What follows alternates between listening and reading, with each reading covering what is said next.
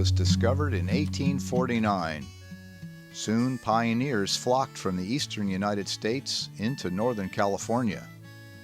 In the fall of 1850, John Edgar Lockwood, a commercial hunter, sailed up the Petaluma Creek in search of wild game needed to satisfy the demand for meat in the growing city of San Francisco.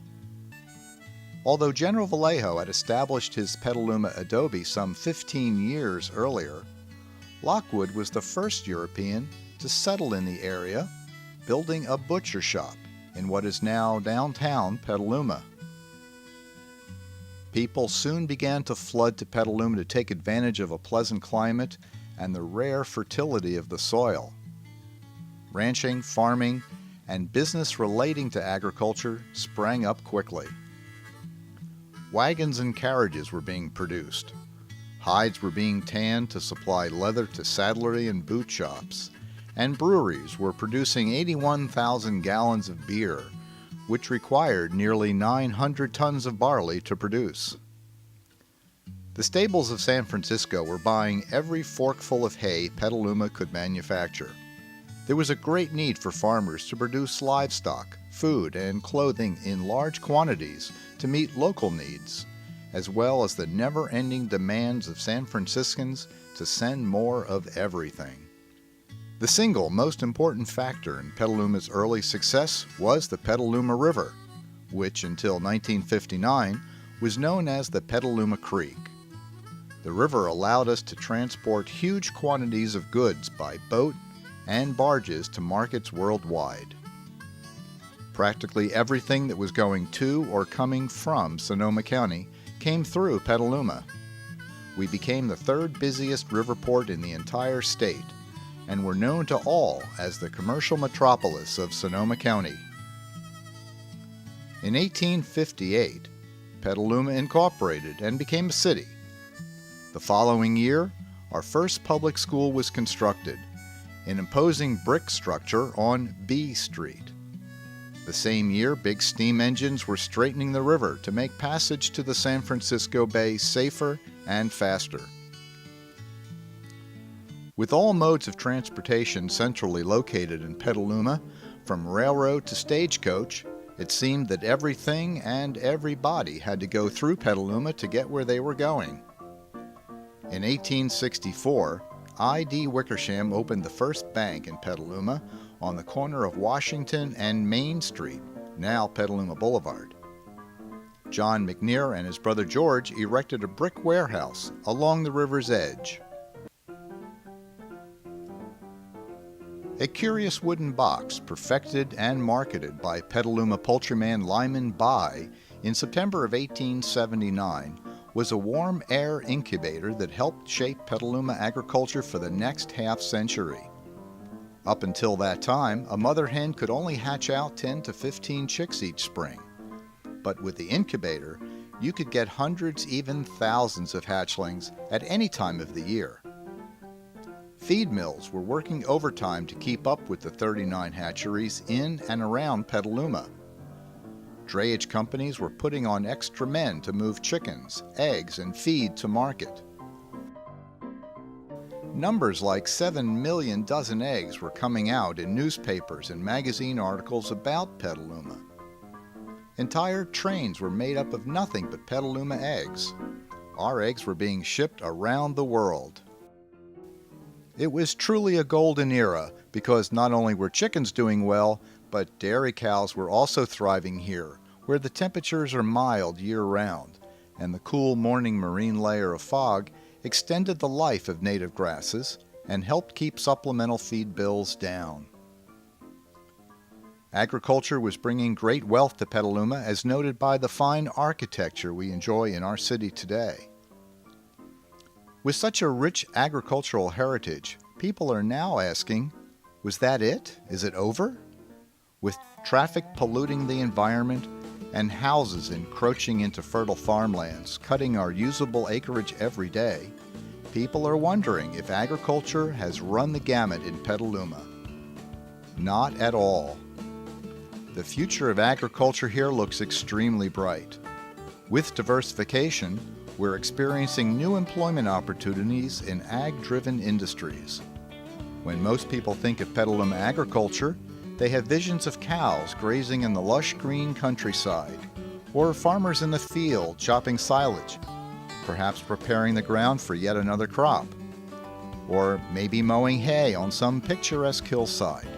But the fact is, agriculture today extends far beyond the farm and includes people and processing, sales, trucking, lab work, computers, genetics, waste management, publishing, conservation, maintenance, and the list goes on.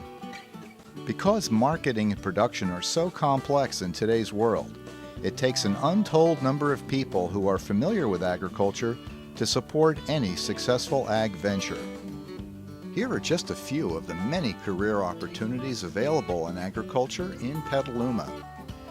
As you might imagine, everything begins on the farm. Our mild climate is perfect for raising dairy animals, beef cattle, sheep, poultry, grapes, olives, vegetables, hay, and flowers. The primary jobs are raising and caring for the crops and livestock on a day-to-day basis. There are also numerous opportunities in the network of goods and services necessary to operate a farm. Jobs can be found in feed mills, hardware and supply stores, equipment sales, service and repair, and the veterinary field. We have many unique agricultural businesses here in Petaluma. An olive ranch that produces award-winning olive oil and skincare products. Sheep and goat dairies, which produce exceptionally flavorful cheeses, preferred by many gourmet chefs. Area wineries produce award-winning wine and beer. There are literally thousands of jobs in processing, assembly line work, quality control, and lab management to make sure the products adhere to strict industry standards. Chemists and biologists who do ongoing research developing new products and improving existing ones. Maintenance people who are skilled in electronics, mechanics, fabrication, and welding to keep the sophisticated equipment operating at peak efficiency. And waste management and sanitation engineers who are able to keep their companies within the parameters of more and stricter government regulations.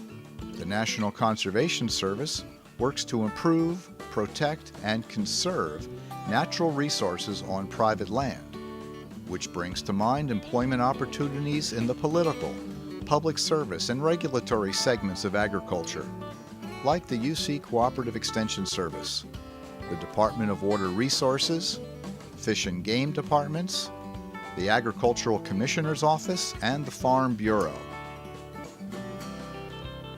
Today's agriculture has spawned a group of professionals who specialize in agricultural services, like agricultural finance, insurance, real estate, law, and accounting. Ag aeronautics for planting and aerial mapping. Genetics, where embryo transplants and gene splicing are now common practice in improving livestock and plant production. Computer programmers design and write programs for operations large and small are in great demand, and with technology like the Internet, national and international markets can be accessed without ever leaving your home or office. Getting products to the consumer is an entire industry unto itself. Whether shipping and distribution is done by truck, train, boat, plane, or a combination of them all, it requires drivers, engineers, pilots, dispatchers, mechanics, parts and fuel specialists, order takers, product coordinators, route managers, warehousemen, inventory supervisors, special equipment operators, and a host of support personnel. Marketing ag products offers careers in advertising, journalism, video production, television, product demonstration, tourism, tasting room and gift shop management, sales and public relations representatives including such diverse fields as directing auction yard operations, managing local farm markets, agricultural fairs, and educational exhibitions. This is just a small sample of the career opportunities available in agriculture. As you can see, agriculture represents one of the fastest growing employment sectors in the world today. You have the opportunity to participate in local, national, or even international agricultural businesses in ways you never dreamed possible, and all without ever leaving Petaluma. Agriculture extends far beyond the farm, and it touches all of us in many different ways. Like the early agricultural pioneers, you now hold the key to the way agriculture will shape our lives and our cities in the future.